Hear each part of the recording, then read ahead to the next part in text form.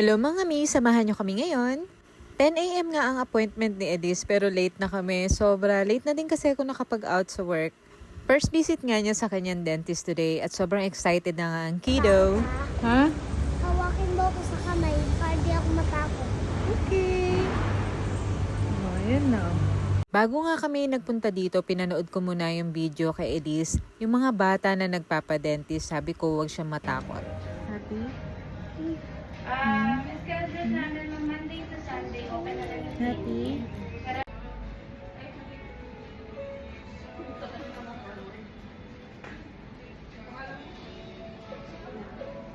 Kitang-kita naman na naiinip na siya.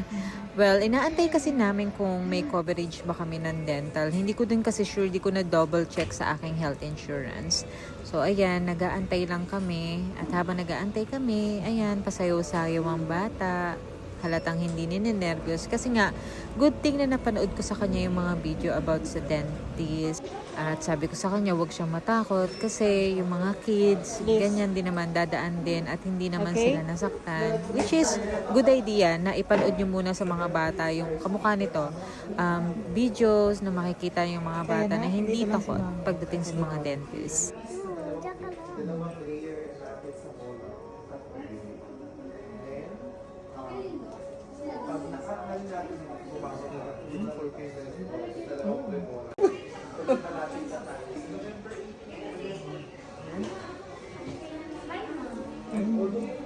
Hello po, good morning. Hi, Sophia. 4 years old po sa mga. Opo. Any present medical condition? Sige po, sandal ka? Sandal ka, baby? Yan. So, yan ma'am, yung dalawa yung ngipin, no, ano na, tumutubo na. So, ma'am, check natin siya sa x-ray kung ano yung...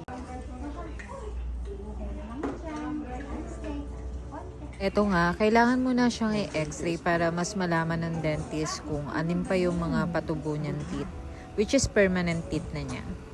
The reason why I decided na dali na din siya sa dentist kasi may mga tumutubo na din kasi sa kanyang excess teeth, which is not normal sa alignment ng kanyang teeth. So kaya sabi ko, halika pa check up na natin yan, baka masungki ka pa. Nakakatuwa lang na sobrang behave ng anak ko, as in sumusunod siya sa lahat ng inuutos sa kanya, which is good, hindi siya natatakot. Kaya hindi din kami nahirapan. Thank you, baby! Okay, move forward konti. Ay, close eyes. Close eyes, close Close lang. eyes lang. Wala nang gagalaw. Start na. Close lang ha. Close eyes. Do not open. Close eyes lang.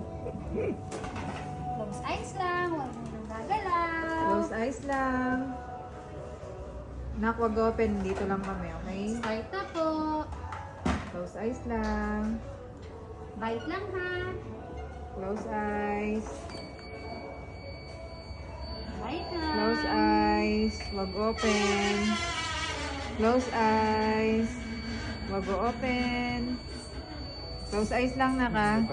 At this point, sobrang nag-worry ako. Baka kasi gumalaw siya or tanggalin niya yung nasa mouth niya. Kasi nga mag-isa lang siya sa room. So, yun nga. Buti hindi siya gumalaw or natakot. So, yun. Sobrang proud ako sa'yo, anak. Ang galing-galing naman. Good job. Okay na. Okay. Buta naman.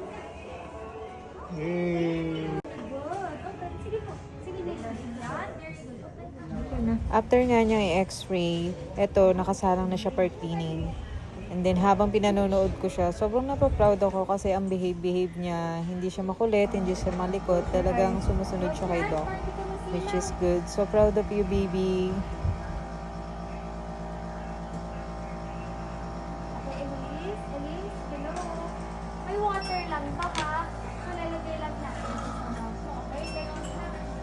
Water lang na. Tapos may magsisip na straw. Okay? Are you ready? Okay.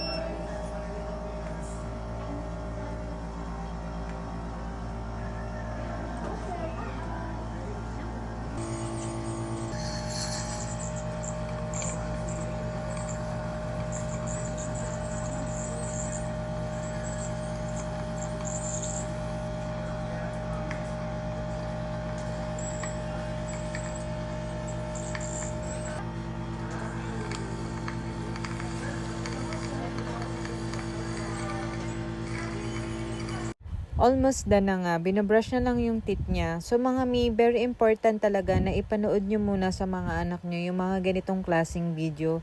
Yung mga bata nagpapadentist na hindi takot at hindi dapat matakot. Dahil hindi naman masakit at hindi naman sila pababayaan ng mga doktor.